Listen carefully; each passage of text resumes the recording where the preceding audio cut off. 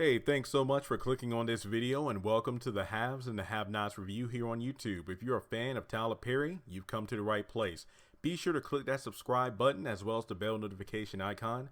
That way you don't miss out on any new content on the channel. And also check me out on these social media platforms, and links in the description below will lead you to my Twitter, Instagram, Facebook group, and Facebook page. Once again, thanks for joining in and enjoy the video. All right, have and have not fans, we just finished up Three's a Crowd. I gotta admit, I thoroughly enjoyed the episode, except for the last part with Benny. I am not kidding. I literally have a page and a half worth of notes. I enjoyed the entire episode, but for the love of everything in me, why in the heck did they cut off the scene of him either signing or not signing the documents like it's some big cliffhanger revelation? But then in the preview for next week's episode, The Chosen, it's made obvious that Benny did not sign the documents. I don't know what the point of that was. There was no suspense there. I just felt like you wasted 4 solid minutes of the end of the episode with Candice coming all the way to the bank. And how the hell did she even know that Benny and Candice are going to be, Benny and Hannah are going to be at the bank at that particular time? Because Jim said it was already past 2 p.m. and there was still no money in their account from the transfer. And then all of a sudden you switch from Benny not signing after Candice left, but then you show Candice going to her hotel room in order to meet with Charles there. So that was my only, believe it or not, that was my only nitpick of the episode. So just to say this, I want to be upfront. This episode gets a 9 out of 10. One solid point for the whole Benny bull crap, but it deserves a 9 out of 10 because Three's a Crowd, I believe, is like the lost episode. It was announced sometime back in like August or September, but for whatever reason, the episode never aired until now. But Three's a Crowd, I thoroughly enjoyed the episode from start to almost to finish. Benny was the only person bringing it down. Even Justin, I enjoyed his time on the show, and I got notes, but here we go. Let's start. And let me just say this much. I'm pissed at myself because during the filming for season 7, I know who the young lady is who's going to be the new Melissa, the one that Veronica's going to pick to live with her. I know who it is, but I will do a separate video on that, so be on the lookout on the channel. But once again, before diving to the episode, this episode deserves a solid 9 out of 10. Benny was the only bad part of the episode, and I will save Veronica for last because I have a lot to say on that. So let's start at the beginning. Basically picking up where we left off, Broderick and Catherine in bed. And what I love most about this scene is the fact that Catherine is asking all the, it's kind of funny though, let me back up. She's asking all the right questions after the sex instead of before. I mean, pretty much she got her groove on, but at the same time, it's like, look, we're moving at my pace. When I say I'm done, I'm done. But also the question of, why are you doing this? Like, what do you want? You're not just having sex with me to have sex. Basically, Broderick laying on the game thick from saying like, Jim doesn't deserve you. You're in an awful marriage. You're an amazing woman. We've been checking each other out during the board meetings. You want me, I want you. But then Catherine literally confirmed that, yeah, I've been checking you out and I've been wanting you, but you never made the first move. So I felt like I had to. Yeah, I wasn't going to make the first move. So that was some clever dialogue right there. I'll give the writers Tyler Perry props for writing that. Then as we move forward, you know, you want to be manager, basically the sheriff around here, but then she gets dressed and looking for a 10-carat earring. And then kind of that embarrassing moment, like when you have guests over and you move a piece of furniture around, you see mouse droppings. That's kind of the awkward moment that was when Broderick and Catherine moved the little dresser or the nightstand from the back of the wall, and she's like, this will not stand. I put a lot of money in this hotel. Why isn't it clean? And then Broderick pretty much reassures her it's the fact that housekeeping hasn't had efficient leadership around here. And I'm thinking to myself, is housekeeping part of the prostitution ring? But also remember that Rocky and RK said that they have something on the guy that runs the bartender stand, or the Artesian Hotel bar. Hence why those two are able to just roam around freely whenever they want to. So basically, Broderick reassured her that, you know, he would have it clean. This is only one room. Who knows how bad the other rooms look? Ugh. Maybe they should have just stuck at the Sarandon Hotel. It seemed like they were way more efficient with the cleaning around there. And, you know, basically Broderick's like, you know, give me the earring. I'll have them pressed and clean. And I'm like, okay, he's going to use this as an excuse to see her. And I do like the fact Kathryn's keeping control. It's almost like with Derek and Hannah, pretty much the fact that Hannah wants to move at her own pace, not too fast, but waiting for sex. Whereas Kathryn had sex first and then decided after that we're moving at my pace. So there's that aspect of it. But I said to myself, Broderick better not pull an RK and decide to steal those earrings, just like RK stole that jewelry from Veronica. So there's that. And then Kathryn leaves. Did anybody notice that little strut that Kathryn had as she was walking down the hallway to the elevator? I'm like, got a little pep in her step. Then we have the encounter we've been waiting for. Candice and Kathryn and Candice standing off. This was one of my favorite parts of the episode. It definitely gave off season 1, season 2 vibes of those two going at it. Kathryn calling her number 9. Candice mentioning blackmail. Kind of like a Cliff's Notes version of everything, a version of everything they've been through, like blackmailing Jim, taking money, her being like one of many women that he's been around with. And then she's going so far as to say, oh, it's your hotel, then maybe I should kick you. It's like, oh, yeah, it's my hotel. Maybe I should have you thrown out of here. Ooh, yeah, would you like that image of the hotel? Racism. I'm kind of like, well, the hotel already is on the news for a alleged suicide. Then it's under a private investigation for a prostitution ring. So I doubt racism will do much of anything to damage the already tarnished image of the Artesian Hotel. So her saying that she'll go to the press with that really goes back to season 1 when she said that she would go to the press to reveal that Jim Cryer was dealing with prostitutes while he was about to run for governor. So once again, bravo. I love that scene. Really gave me those vibes. And the stare that Kathryn and Candice were giving each other really reminded me. What's that show? Is it called The Voice? Where P. Diddy's one of the judges, and then there's that one gif or meme going around where that one contestant is like giving a goofy look at P. Diddy and he's just staring at him with a dead stare. That was hilarious. I love that moment. And then Candice walks away and Kathryn is like giving a freaking stare of death. She's like punching the elevator button. She's all flustered. I'm just like, Kathryn's on cloud 9 right now. She just had, the good with Broderick. So she doesn't really care. She doesn't really care about Candice's crap. So I did love that scene, and that really does hint at some those two locking horns again. When was the last time they've seen each other face to face? Was it at the funeral home? When Candice had a falling out with Hannah and Benny. Kathryn shows up after having sex with Jim, and then those two have a brief moment where they look at each other and then walk away from each other. So I think this is the first time those two have actually had a conversation together for the first time in a while. Then we go over to the hospital. Madison invites Jeffrey for coffee in the cafeteria.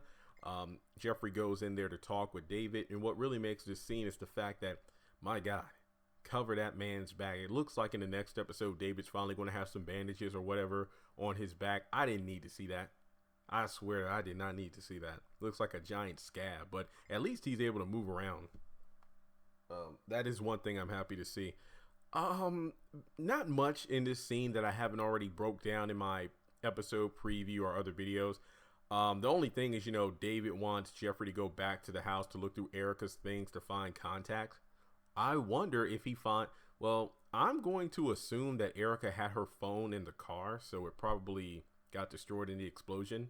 Remember, Candice did try to call Erica, but it obviously didn't get an answer.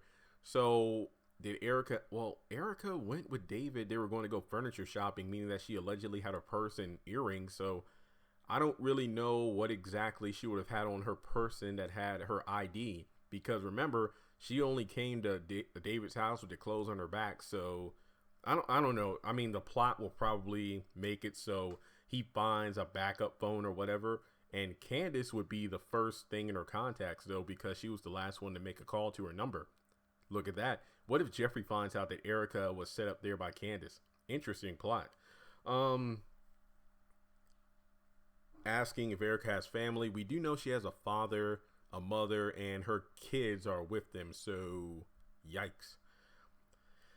David admits Veronica won't go away. Even if the FBI has her locked up, her reach extends out of prison. Once again, I've been saying that for a while. Even if Veronica is killed off, I doubt that they will be rid of her. I highly doubt that. I'm not talking her going zombie mode, but She has all these contingency plans in place that I doubt they will ever be rid of the Ice Queen. And what really got me annoyed about this scene, not enough to take away a point from the episode, is the fact that Jeffrey's like, no, it's okay. With Justin, it's okay. And then with David, it's like, it's fine. No, it's not, man. Your whole got killed in an explosion and you're in critical care. It is not fine. God. The one thing about these Jeffrey and David scenes, even though it's frustrating when they don't tell the whole story to each other, you can really see the similarities between the two. In terms of them being, well, wet doormats everybody walks all over. And why did Jeffrey not tell David that Veronica saw him when he was last at the house? Because David asked, has your mother tried to contact you? No. She was at David's house when you went there in the last episode, so what the hell was that? Did he not want to upset David? I mean, I feel like we have gone way past the point where keeping secrets from each other is necessary. So that's why I think about that.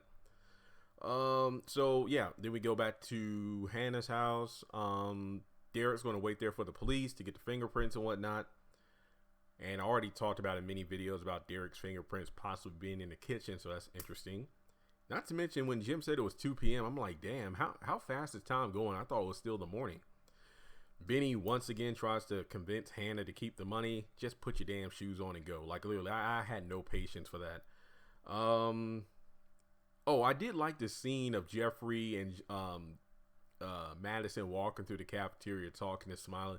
I don't know why. It just looked like we don't really get scenes like that in terms of like populated areas where two characters are, amongst a crowd. I don't think we get that often, but I just like the vibe of it. I can't remember the last time I've been in a cafeteria, to be honest. Those two talking, having a good time. Madison's flirting. I think even David somewhat encouraged Madison to ask Jeffrey for coffee because when Jeffrey wasn't there, Madison came in. So there's that possible aspect of it. So in a way, David is almost like Veronica with Melissa, David with Madison, but his intentions seem to be more genuine in terms of like, you need somebody. It's nice to have somebody to go through something with or help you get through something. Possibly why he was so quick to trust Erica. So there's that. Then Justin shows up. Once again, I'm not saying I was even annoyed with this scene. I mean, he just shows up. I just love that things were moving quickly. Like, for one, Madison didn't hide the investigation thing, and allegedly Justin kept calling Madison, so that confirms Madison did give Justin the correct phone number, because when Justin asked for the number, some of us assumed that he might have given him a fake number, and he's like, oh, well, I don't answer unknown calls. And here's what pissed me off about this scene. The fact that Jeffrey was going to get up and leave. I mean, he did assume Justin was going to come with him. But I'm like, Jeffrey, I know you're not going to leave this nut job with a nice guy like Madison. Like, you know what he did to your mother trying to run him off the road. So are you just going to, and not to mention attacking Wyatt, then lying about Wyatt. So are you going to leave him with this nice guy right here? So, yeah, luckily they both got the hell out of there. But Justin, my gosh. Like I said, I wasn't fully annoyed. I was just interested how that scene played out. Let's see. Okay, then we got Veronica. Okay, I will. No. I'll keep Veronica in hold because there's two big things. Her with the pool man, aka the hitman, and the woman from the charity. So I'll say that for last. We go back to the Crier house. I just love how Wyatt is being followed. He has 3 shadows now. His own shadow, Leo, and Mac. And I love how Jim is just sitting in the living room reading a book, and it's kind of like, well, yeah, next time get guys bigger than I am. All right, next time, son. And it's just like an everyday occurrence now. And he calls Jeffrey, finds out about David, says that Justin was lying on him in terms of, getting sex for drugs. Pretty much complaining about being at home, and then goes downstairs trying to see David. And, well, aside from the whole drugs in the hospital thing, it does make sense because the Malones are looking for him. So Wyatt being outside of the house is not the best idea. And I actually did the video earlier today about, was bringing Wyatt home a good idea? And we have confirmation it's because Jim doesn't want him killed. I was impressed that he knew that it was a Malone that was in the cell. That was a good one. But why is Kathryn so lenient? It's like, Jim, let him go see David. I'm just like, well, that's nice to see parents, well, both concerned about their child's well-being, but Jim is right. There are people trying to kill him, so perhaps having him running around might not be the best idea. So there's that aspect of that storyline. And let's see. Oh yeah, I did love when Wyatt was trying to play with Leo and Mac on the stairs. Like he's taking one step, looking back to see, and they're still following him. I'm like, you better watch out before they knock your ass down the steps. And let's see here. Yeah, Jim knew about Sal Malone. Going back, and remember Veronica. I want to talk about that last now. Going to the bank. Benny just. Sorry, gotta grab my computer charger. It's about to die. Oh, dang it. I mean, Benny.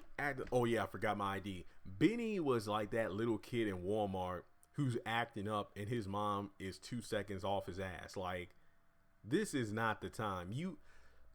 Hannah had to get you to get your shoes on to get in the car and then leave. Oh, and then points out for Derek checking to see the gas in the car. I mean, with gas prices the way they are, any man that wants to check on your gas tank like that, he's a keeper. It's just like you go all the way to the bank acting like a little bitch. I'm sorry to use that language, but it's just like I'm just sick of Benny. I'm sick of Benny. And I don't want to go on a rant. That will be in its own video. But this scene pissed me off. Did we really need this? Did we really need this? Candice getting in your head. Benny. And she talking about the tow yard. And I'm not mad at Hannah. Talking about, don't let her get in your head. Stuff like that. This money's stolen.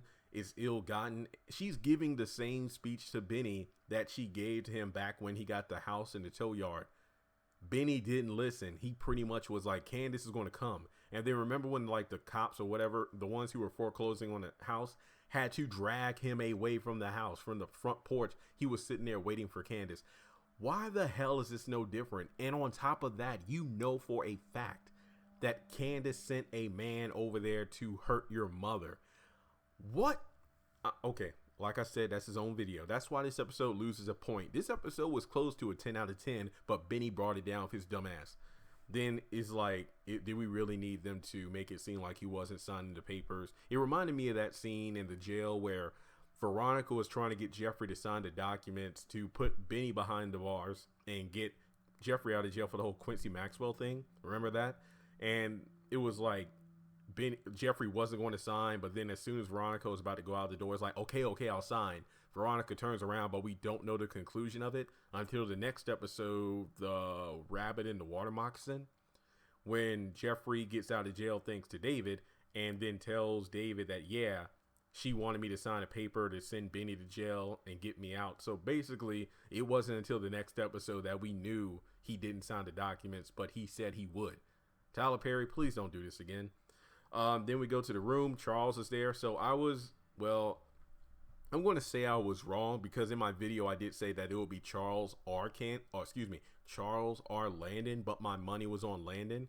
But Charles is there, and not to talk into the preview, I just love the fact that it's like, yeah, if you don't leave, I'm going to do, I forgot what she said she was going to do. It's like, look, I got this room on lockdown, your phone's been scrambled, is all this, until I leave, is all this necessary to deal with you?